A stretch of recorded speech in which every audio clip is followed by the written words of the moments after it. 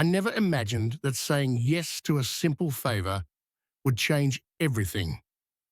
When my friend asked me to give his dad a ride, I didn't think twice until I realized this wouldn't be just another drive. What happened next turned into the most unexpected life-altering ride of my life. It started with a text from my friend Saim. "Hey man, can you do me a huge favor? My dad's car is in the shop, and I'm stuck at work. Can you give him a ride home?" I did hesitate. Saim and I had been close for years, and his dad, Mr Callaway, had always been around. Always seemed like a decent guy.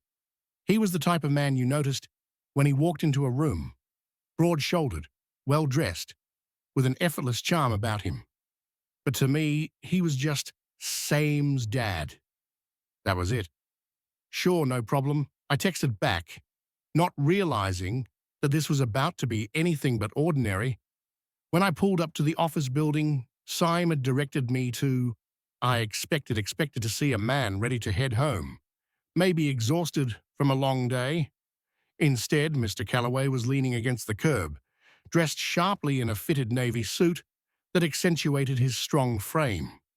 His graying hair was perfectly styled, his deep blue eyes catching the evening light as he spotted my car as he slid into the passenger seat. His cologne, rich, deep with a hint of spice, filled the air between us. "You're a lifesaver," he said, flashing me a smile that felt warmer than it should have. "It's nothing." I shrugged. Keeping my hands on the wheel, we started with small talk. His day at work, how Saim was doing, but there was something different about his tone. His voice was smooth, low with an edge of amusement every time he spoke. And then I noticed it. The way he kept looking at me, lingering just a second too long. The air inside the car shifted subtle, almost imperceptible. But suddenly, I was aware of the way his presence filled the space. "So where am I taking you?" I asked, trying to focus on the road. He smirked slightly. "A quick stop before home. I need to pick something up. Shouldn't take long." I nodded. But something in the way he said it sent a strange pulse through me as we drove the city. Lights flickered across his face, highlighting the sharp lines of his jaw. He leaned back, one hand resting casually on his thigh, his fingers idly tapping against the fabric. His wedding ring caught the light, and I forced myself to focus. This was my friend's dad. Just another favor, just another ride. But then he turned to me, his voice lower than before. "You've really grown up, you know." He mused, his fingers brushing over his knee. "I still remember when you and Saim were just kids, and now look at you." My throat went dry. "Yeah," I said, forcing a chuckle. "Time flies." I guess his eyes held mine for just a second too long, and in that moment, I knew this was no ordinary ride. I focused on the road, but my mind was slipping, caught in the tension building between us. Mr. Callaway's presence filled the car in a way I couldn't ignore. His deep voice, cutting through the quiet. His cologne, mixing with the soft hum of the engine. There was something about him, something deliberate in the way he spoke. The way he carried himself, it was subtle, but I felt it. "You've really grown up, you know." He mused, his fingers brushing over his knee. "I still remember when you and Saim were just kids, and now look at you." My throat went dry. "Yeah," I said, forcing a chuckle. "Time flies, I guess." His eyes held mine for just a second too long, and in that moment, I knew this was no ordinary ride. I focused on the road, but my mind was slipping, caught in the tension building between us. Mr. Callaway's presence filled the car in a way I couldn't ignore. His deep voice cutting through the quiet. His cologne mixing with the soft hum of the engine. There was something about him, something deliberate in the way he spoke, the way he carried himself. It was subtle, but I felt it. You've really grown up, you know. He mused his fingers, idly tracing patterns on his thigh. I still remember when you and Saim used to run around the house like little troublemakers. Now look at you, all grown up. I let out a nervous chuckle. Time flies, I guess. But the way he was looking at me, there was something more behind those words. I pulled into the driveway of the address he had given me, a small upscale townhouse in a quiet neighborhood. The porch light was on, but the house itself seemed still almost too quiet. I won't be long, he said, giving me a small smile as he unbuckled his seatbelt. I watched as he stepped out, adjusting his suit jacket. My stomach tightened as he walked up the steps, knocking twice before the door opened. A man answered, tall, well-built, dressed in dark slacks and a crisp button-up. His expression was unreadable, his eyes sharp, as they flickered between Mr. Callaway and the car. Something about the way they stood there, speaking in hushed tones, didn't sit right with me. Minutes passed, then more. I checked the time. 15 minutes. I glanced at the house again. The porch light flickered, but nothing else moved. I didn't want to seem impatient, but something about the whole situation, Arshan, felt off, just as I reached for my phone to text him. The front door opened, Mr. Callaway stepped out, but he wasn't alone. The man followed him, standing just behind him, his posture tense. I caught the way Mr. Callaway hesitated, the way his body stiffened for just a fraction of a second before he forced a smile. He walked back to the car with that same easy confidence, but I saw it. The brief flicker of something in his eyes. Was it regret, guilt, sliding into the passenger seat? He adjusted his tie like he needed something to do with his hands. Sorry about that, he said, but there was a new edge to his voice. No problem, I said, my grip tightening on the wheel. Everything good? He hesitated. Yeah, of course, but I wasn't so sure. As I pulled out of the driveway, I caught a glimpse of the man in the rearview mirror, standing on the porch, watching us go, and I couldn't shake the feeling that whatever just happened in that house was something I wasn't supposed to know about. But the night wasn't over yet. Little did I know I was about to be lost for words. The ride back started off in silence, but it wasn't a comfortable one. Mr. Callaway sat with his hands clasped in his lap, his eyes fixed ahead, yet I could feel the weight of his thoughts pressing down between us. It was the kind of silence that begged to be broken, but neither of us seemed willing to be the first to speak. I should have just kept driving. I should have let it go, but something inside me itched like a puzzle I couldn't leave unsolved. You sure everything was okay back there? I asked, glancing at him quickly before returning my focus to the road. He hesitated, and that hesitation told me more than he probably meant to. Yeah, he finally said. But there was a carefulness to his voice now, a rehearsed quality like he was choosing his words too. Precisely just an old friend, catching up. I didn't buy it. I thought about the man, the way he had stood on the porch. Arms, crossed eyes dark and unreadable. He hadn't looked like someone who was catching up. He looked like someone who was waiting, controlling, watching, but I couldn't push too hard. Not yet. Didn't look like much of a friend, I said, keeping my voice casual though. Even I could hear the edge to it. Mr. Callaway exhaled his fingers, moving to the cuff of his sleeve, adjusting it. A nervous tick. Things are complicated, he admitted, finally meeting my eyes when I stopped at a red light. You know how life is. Sometimes you make choices, and then those choices follow you longer than you expect. His words hovered between us, charged with unspoken tension. I nodded, feeling unsure of how to reply. The light turned green, and I pulled forward the weight of whatever he wasn't saying, pressing down on my chest. Minutes passed, and slowly the tension shifted. He let out a breath, leaning his head back against the seat, his shoulders relaxing, just a fraction. "You know," he said, a small smile, playing at the corners of his lips. "I never thought I'd see you again. After all these years, it's nice there it was. Again, that undertone, the same one from earlier. The one that made my pulse pick up just a little faster." I swallowed. "Yeah, same." Silence settled again, but this time it wasn't uncomfortable. It was charged, like an unspoken agreement lingering between us, neither one of us acknowledging it, but both of us feeling it.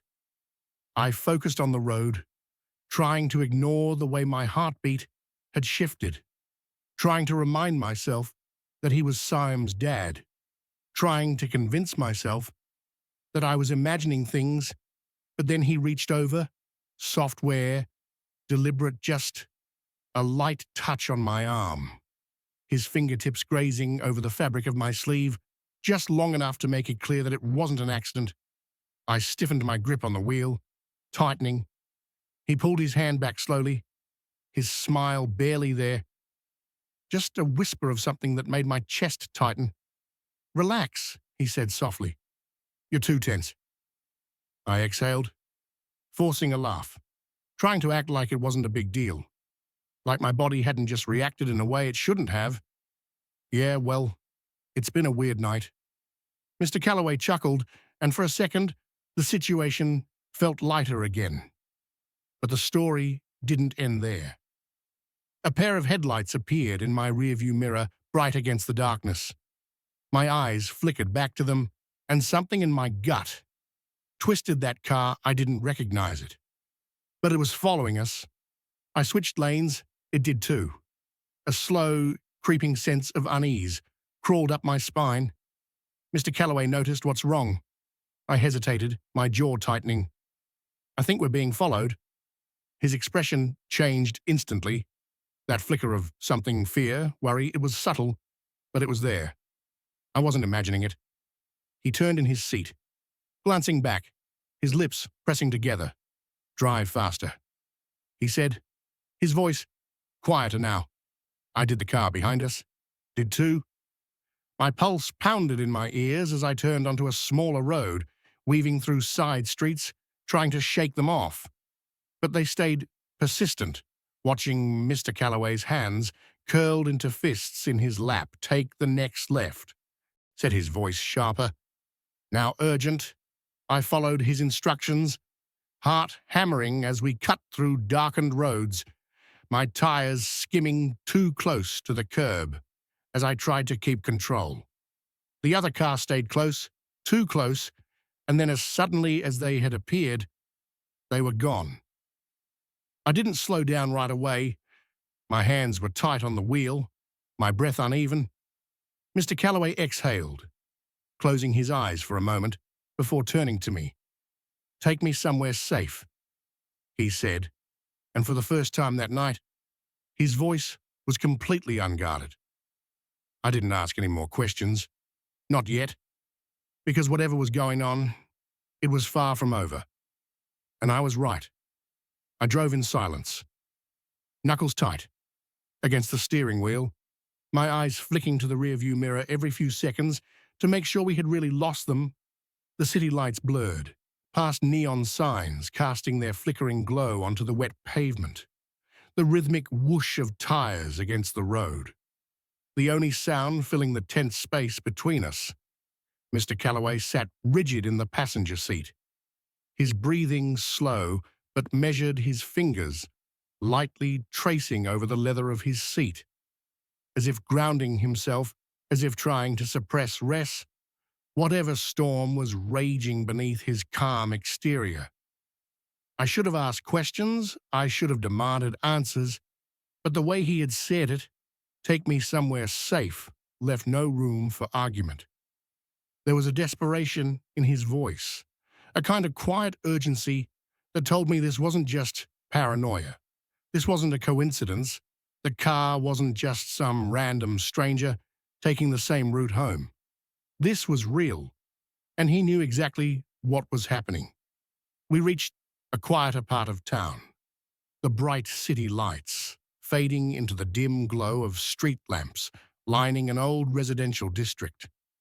I pulled up in front of a small motel, the kind of place that didn't ask questions, where people came to disappear for a night, where secrets could be kept within peeling wallpaper and the hum of a broken vending machine in the corner of the lobby.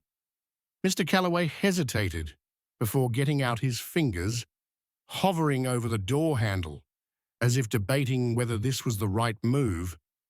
Then he let out a slow breath, nodded to himself, and stepped outside. I followed him to the front desk, watching as he pulled out a credit card with a name I didn't recognize, probably under an alias, because at this point, nothing about tonight seemed straightforward. The clerk, a bored-looking guy in his late 50s with yellow teeth and thinning hair, barely looked up as he slid a key across the counter, his attention fixed on a tiny TV playing reruns of an old crime drama room. 204. We made our way up the narrow staircase, the carpet worn down from years of footsteps, the air thick with the scent of old cigarettes and cheap cleaning products. Mr. Callaway was silent as he unlocked the door, stepping inside without hesitation, as if he had done this before, as if he knew exactly how to move in situations like this, and that thought sent another shiver of unease down my spine. The room was small, just a single bed with a faded floral comforter, a wooden dresser with a dusty TV on top, and a flickering lamp in the corner. I shut the door behind us, locking it instinctively, because something told me we weren't out of danger. Yet he sat on the edge of the bed, hands pressed against his thighs, his gaze fixed on the floor, lost in thought. The weight of everything that had happened tonight seemed to finally settle on him. And for a moment, he just breathed, his chest rising and falling in a controlled rhythm. His lips slightly parted, as if tasting the fear he had been trying to suppress. I leaned against the door, crossing my arms. "Are you going to tell me what's going on?" My voice was steady, but I could hear the tension beneath it. He let out a small, humorless laugh, shaking his head slightly. "You always were persistent." "Yeah, well, getting chased through the streets by some guy who looks like he belongs in a mob movie kind of raises a few questions." He exhaled slowly, running a hand through his hair before finally looking up at me. "His name is Victor," he said, and just the way he said it, like the name itself carried weight, like it wasn't just a name but a warning, sent another uneasy twist through my stomach. And who the hell is Victor? His lips parted slightly, as if struggling to find the right words, and then finally he spoke. "Someone I should have cut ties with a long time ago." That wasn't an answer. Not really. I pushed off the door, stepping closer. "Callaway, I need the truth. Why were we being followed? Who is he to you?" He hesitated again, and then, as if deciding that the truth was unavoidable, now he sighed. "He's an old mistake. Someone I got involved with when I was at my lowest, when I thought I had nothing left." His fingers curled against the bed sheets, and now he doesn't want to let go.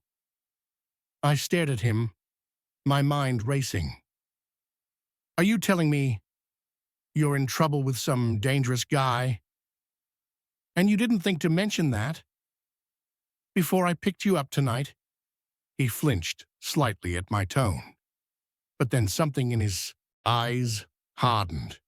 I didn't plan for any of this to happen. I didn't know he would still be watching me. Still, the pieces started fitting together, albeit messily, but enough to paint an ugly picture. "How long has this been going on?" His jaw tightened. "Too long." I ran a hand down my face, pacing the room.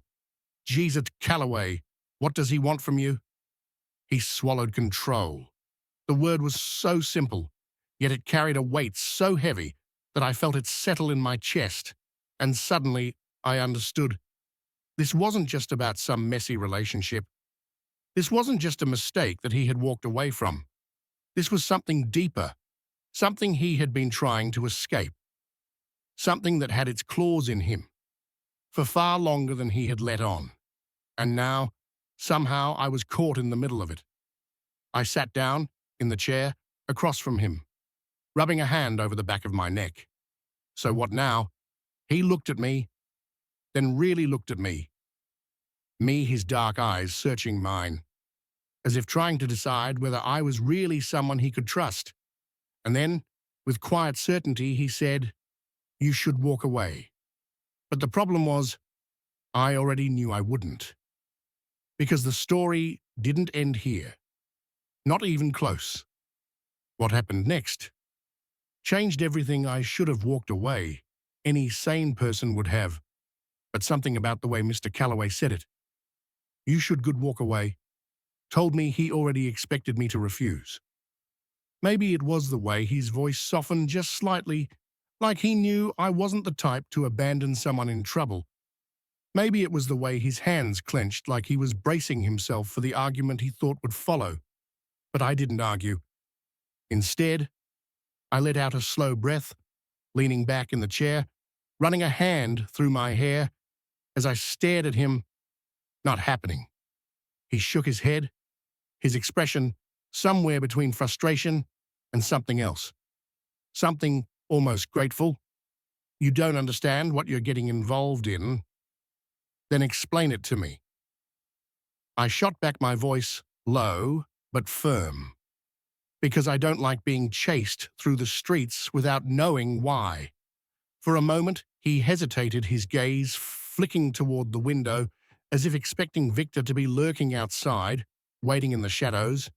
And maybe he was, but finally, he spoke, his voice quieter now, more measured, like he was choosing his words carefully. "I met Victor 2 years ago," he said, "back when I was at my lowest. My marriage was falling apart, Saim's mum and I. We hadn't been in love for years. We were just two strangers, living under the same roof. And then I met him. His atoms. Apple bobbed as he swallowed, his fingers twitched against the bedspread. Victor made me feel alive again, wanted seen. He gave me something I hadn't had in years, and I mistook it for love." I exhaled slowly, watching the way his lips parted slightly, the way his shoulders rose and fell like he was carrying a weight, too heavy for one man alone. "But Victor doesn't love people," he continued. "He possesses them." I clenched my jaw. "So you left," I tried to silence, settled between us, thick and heavy. I should have been focusing on the danger, on whatever kind of threat Victor posed, but instead, I found myself staring at Mr. Callaway, at the way his dress shirt had loosened at the collar, revealing just a hint of the strong chest beneath it. I shouldn't have been thinking about it, but I was. "And now he wants you back," I murmured.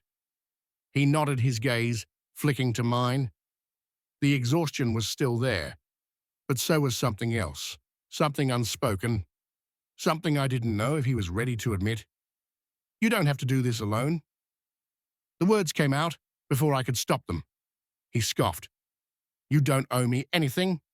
"I know." Another pause. A charged silence.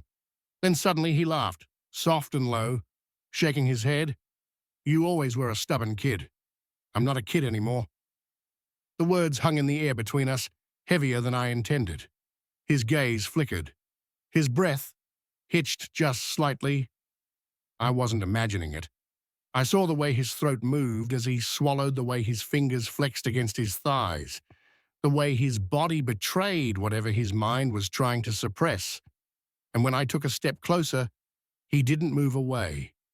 "I know," he finally said, voice barely above a whisper. I should have stopped. I should have turned around, left the motel room, and let this night end.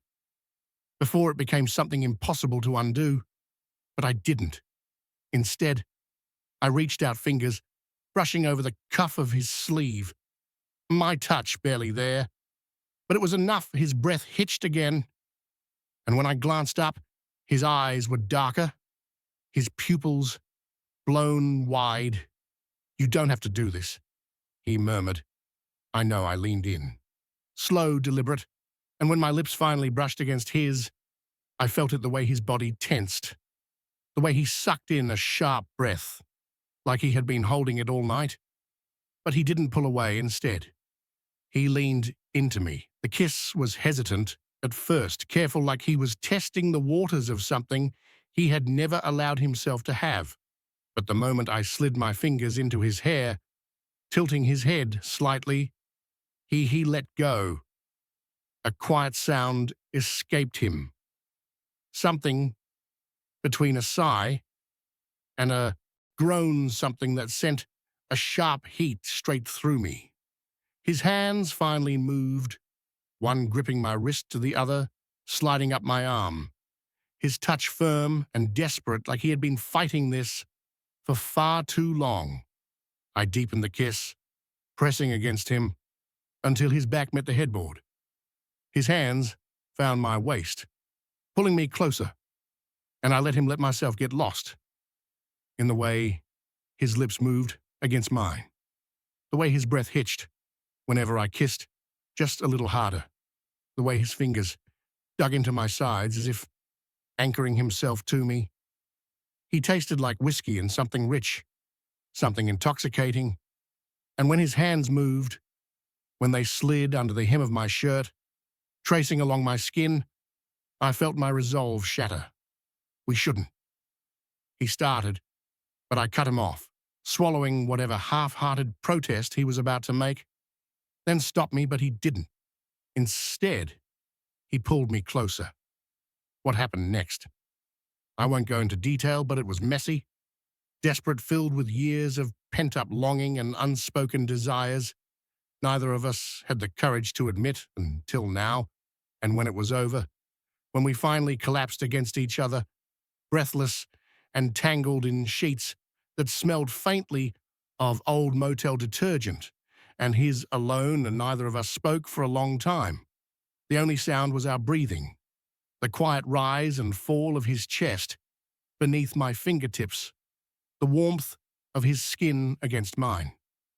Eventually he sighed, running a hand down his face. Sim can never know. I turned my head to look at him, studying the way his face was half hidden in shadows, his expression unreadable. I know. Another long silence, then softer. He said, "I don't regret it." I let out a breath. I didn't realize I was holding. Neither do I. But that didn't mean things wouldn't get complicated, because as much as I wanted to believe this was just one night, I already knew this wasn't the end. It was only the beginning. The room was still heavy with the scent of us, skin sweat, his cologne lingering in the sheets, like a whisper of what had just happened. The dim motel light cast long shadows across the walls, flickering slightly, but neither of us moved. I lay beside him, my fingers ghosting over his chest, feeling the slow rise and fall of his breathing. He was still catching his breath, his skin warm against mine. His body relaxed in a way that told me he hadn't felt this kind of release in a long, long time. I turned my head to look at him. The tension that had been in his face all night was gone. At least for now. His dark hair was mussed, his lips slightly swollen from my kisses, his chest glistening with the remnants of our sweat. His arm was draped across his stomach, but I could see the way his fingers still twitched, like part of him was still coming down from the high. I smirked, dragging my fingers lower, tracing the dips and ridges of his abs, teasing at the edge of the sheet that barely covered him. "So, is this the part where you tell me it was a mistake?" I murmured. He let out a slow exhale, then turned his head. his eyes locking onto mine. There was something different in them now, something darker, hungrier. Do I look like? I regretted. His voice was rough, deep, still thick, with satisfaction. I didn't answer. Instead, I leaned in, pressing my lips against his collarbone, tasting the salt of his skin. His fingers tangled into my hair, pulling me closer, his breath hitching slightly as I trailed kisses down his chest. "You're insatiable," he muttered, but I could hear the amusement in his tone. "You bring it out in me." I moved lower, my lips tracing over the sharp cut of his hip bone, feeling the way his body tensed beneath me. His fingers tightened in my hair, guiding me, letting me know just how much he wanted me. And God, did I want him too. He groaned, his free hand gripping the sheets as I took my time savoring every inch of him, listening to the way his breathing grew heavier, the way his muscles tensed and flexed. Beneath my touch, I had never seen him like this before, so undone, so unguarded. It was intoxicating. When I finally came back up, his hands were on me in an instant, pulling me on top of him, his mouth hot and demanding against mine. His body moved against me. Every roll of his hips, deliberate every touch, sending fire through my veins. One more time, I whispered against his lips, my fingers digging into his shoulders. He growled softly, flipping me onto my back in one swift motion, pinning me beneath him. His lips ghosted over my ear as he murmured, "You sure you can handle it?" I arched against him, feeling the heat coil between us again. Try me, and he did. Hours passed. Neither of us checked the time. It didn't matter. Nothing outside. This room existed. Not Victor, not Sam, not the consequences waiting for us when the sun finally rose. Right now, there was only him, only us by the time we were both spent. The sky outside was turning a deep shade of blue, the first hints of dawn creeping through the thin motel curtains. We lay tangled L together, his arm draped over my waist, his breath steady against my neck. We should probably get some sleep. He murmured, though. Neither of us made a move to close our eyes. "Yeah," I said, tracing idle patterns against his skin. Silence stretched between us, comfortable now, intimate, in a way I hadn't expected. "What happens now?" I finally asked. He let out a long breath, then kissed my temple. "We figured it out. I knew this wouldn't be easy. I knew the moment we walked out of this room, reality would hit us like a freight train. But for now, I didn't care, because whatever came next, I wasn't letting him go." The motel room was thick, with the scent of what we had done. Lust, sweat, the sharp musk of his cologne still clinging to my skin. The sheets were a mess, twisted from the way we had lost ourselves in each other, again and again. The soft glow of the bedside lamp cast shadows along Mr. Callaway's body as he sat up, running a hand through his tousle hair, his fingers tracing absent patterns over my bare thigh. Neither of us spoke, but the silence wasn't empty. It was heavy-charged, filled with everything we had done, and everything we weren't saying. I watched his profile, the sharp line of his jaw, the way his lips were still swollen from mine, the dark marks I had left trailing down his neck. It was intoxicating to see him like this, undone, disarmed, not the composed businessman or the careful father, but a man who had let himself be completely taken apart. In my hands, I reached for him again, my fingers grazing his wrist, feeling the slow thrum of his pulse. Beneath my touch, he tensed slightly, then exhaled, leaning back onto his elbows again. He asked, voice rough, with exhaust excess. But there was amusement there too. I smirked, crawling over him, pressing my lips against his throat, feeling his body react instantly despite his words. "Unless you've had enough," I teased. Dragging my teeth lightly over his skin, his hand shot up, gripping the back of my neck, pulling me down into another kiss, this one slower, deeper. He tasted like the whiskey we had passed between us earlier, like something dangerous, like something I knew I shouldn't want, but couldn't resist. I should stop, he murmured against my lips, though his hands were sliding down my back, pulling me closer, making it very clear that stopping was the last thing he actually wanted. Then stop, I challenged, rolling my hips against him, feeling the sharp inhale he took. In response, his fingers tightened on me, his control slipping again, and within seconds we were tangled in each other once more, lost in the hunger that neither of us seemed able to satisfy. The headboard slammed against the wall with every movement, our breathless moans swallowed by the thick, humid air of the motel room. It was reckless, desperate, consuming. I didn't care that this couldn't last, didn't care that we had no idea what came next.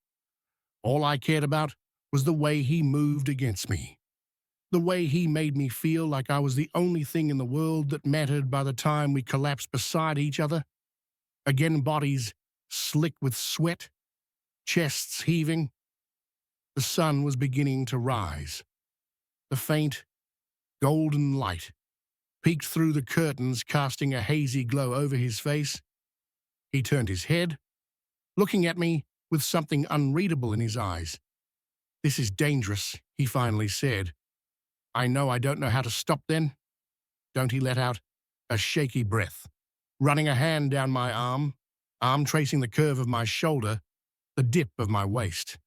His touch was softer now, lingering like he was memorizing me. "Saim, can never know," he whispered. I swallowed hard, reality creeping back in. Then what do we do? A long silence stretched between us. He turned onto his side, his fingers still trailing along my skin, his expression unreadable. "We keep this a secret just for us," he said, "for now. And if I don't want to keep it a secret..." His jaw clenched slightly, but he didn't look away. "Then we figure that out.